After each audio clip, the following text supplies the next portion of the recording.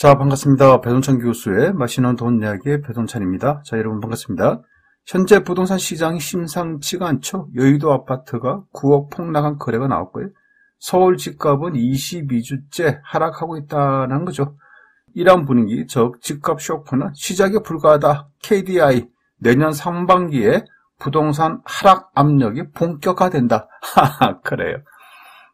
집값 하락 압박이 내년도 상반기에는 더 심화된다라는 그러한 이야기가 되겠죠.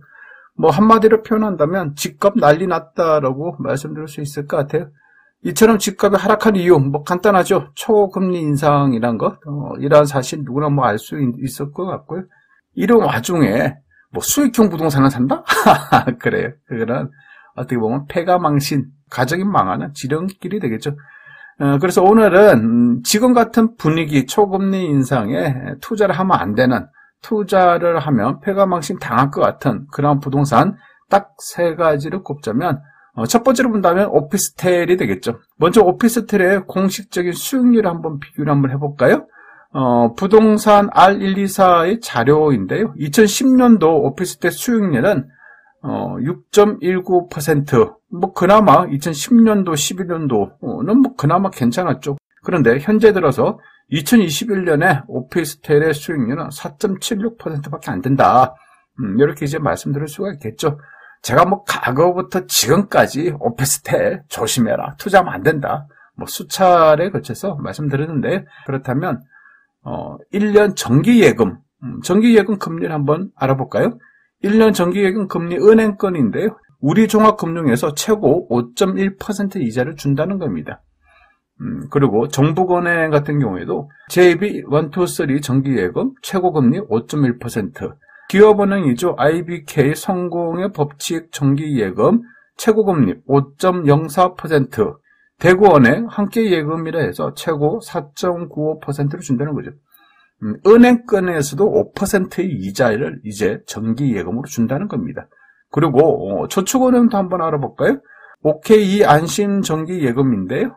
최고금리가 6.50%. 야, 그래요 여러분.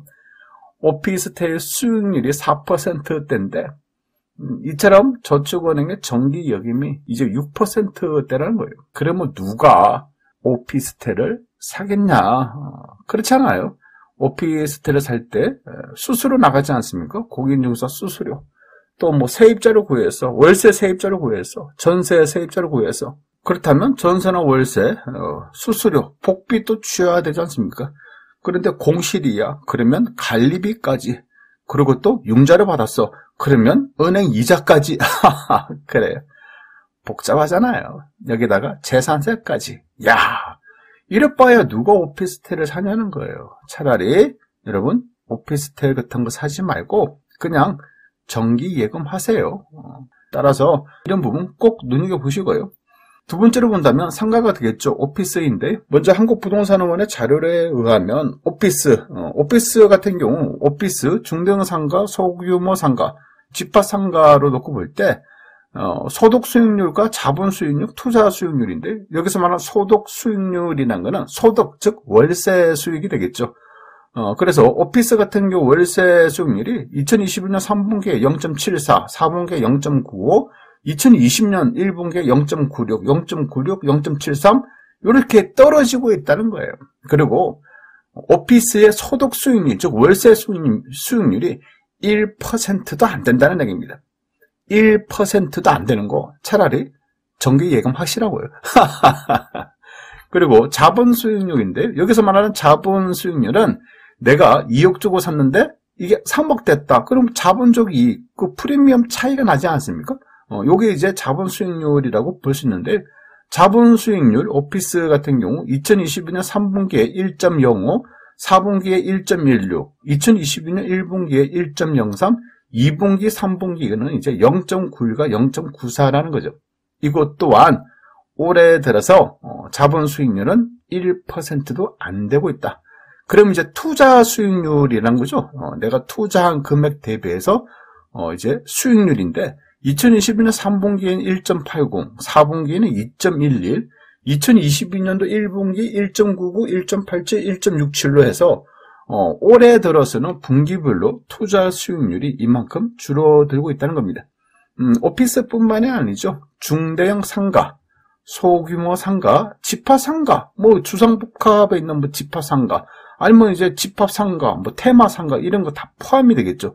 그래서 집합상가를 놓고 보더라도 소득 수익률도 0.89%에서 뭐 1%의 초반 이렇게 형성되어 있고, 자본 수익률 또한 1%도 안 되고 있고, 투자 수익률 또한 1.61%에서 현재는 1.39%로 이 정도로 떨어지고 있다는 겁니다. 전반적인 오피스, 중대형 상가, 소규모 상가, 집합상가, 상가, 오피스를 통틀어 가지고 여러분 어때요? 수익률이 1%. 야, 참 오피스 때보다 더 심하게 떨어지는 거 아닙니까? 그러니 뭐 조심하시라라는 거죠. 어떤 연예인이 뭐 50억 주고 샀는데 200억 됐다. 어떤 연예인은 뭐 30억 주고 샀는데 이게 150억 됐다. 뭐 또 어떤 연예인은 100억 주고 샀는데 500억 됐다. 그건 그네들의 이야기이고요. 그 사람들이야, 뭐 30억짜리, 50억짜리, 100억이라 하더라도 핵심 지역인, 뭐 강남의 핵심 지역에 알짜배기 상가만 사는 거 아닙니까? 그런 거 하고, 그런 수익률을 생각을 하면서, 뭐 가수 누구도 샀다, 탤런트 누구도 샀다, 그러니 뭐 꼬마 상가를 사야 된다. 여러분, 조심하셔야 된다는 거예요. 여러분이 뭐 몇십억, 이런 돈이 좀 그렇잖아요. 그러니까 여러분은 이제 투자 금액에 맞춰서 작은 오피스, 뭐 중대형 상가, 뭐 집합 상가, 뭐 1호, 2호, 3호, 뭐 이런 거 사시는 거 아닙니까? 따라서 이런 상가를 놓고 본다면 결국 수익률이 은행 이자보다, 현재 은행 이자보다 훨씬 못해졌다라고 말씀드릴 수가 있다는 겁니다. 이런데 여러분, 오피스, 상가를 관심 가져야 된다는 거예요. 여기다가 상가, 오피스의 공시율인데요. 서울 같은 경우 오피스의 공시율은 6.4%, 중대형 상가는 9.1%, 소규모 상가는 6.3%. 그러니까 대형으로 가면 갈수록 서울의 상가 공시율이 증가되고 있다라고 말씀드릴 수 있을 것 같고요. 이제 부산, 대구, 인천, 광주, 대전, 울산, 광역시급이 되겠죠. 광역시급을 놓고 본다면 오피스는 한 10% 중반, 그리고 중대형 상가도 10% 중반, 소규모 상가는 이제 5% 플러스 마이너스가 있다라고 말씀드릴 수 있을 것 같은데, 그만큼 이제 공시율이 높다라고 말씀드릴 수 있을 것 같고요. 그리고 뭐 서울이나 광역시를 제외한 지역, 예를 든다면 뭐 충북이나 충남이나 전북이나 전남이나 경북이나 경남이나 이런 지역을 보면 오피스, 충북 같은 경우에는 31.3%. 야, 엄청나지 않습니까? 공시율이 31.3%. 즉, 3개의 오피스 중에, 3개의 상가 중에 하나가 비어있다. 엄청나죠. 중대형 상가는 17.6%가 비어있다. 즉, 대략적으로 5개 중에 하나가 비어있다. 이런 이제 흐름으로 간다는 거예요. 따라서 여러분, 이런 부분 조심하셔야 된다는 거예요. 상가 부분도 조심하셔야 되고, 그리고 마지막 세 번째로 본다면 수익형 부동산, 도시형 생활주택, 뭐 생활형 숙박시설, 수익형 호텔. 참, 그렇지 않습니까? 이런 거 정말 조심하세요. 어떻게 보면 수익형 부동산에 수익이 없다.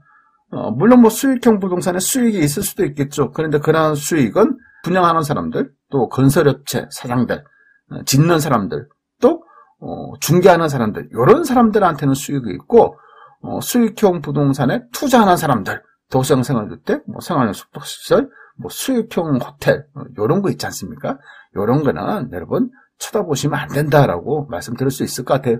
결국 수익형 부동산, 월세에 나오는 부동산 관심들이 많으신데, 금리가 급등하는 이러한 시기에 이러한 부동산 잠못 들어가면 정말 큰일 난다. 이렇게 설명할 수가 있겠죠. 이상까지 배종천 교수의 맛있는 돈 이야기였습니다. 감사합니다.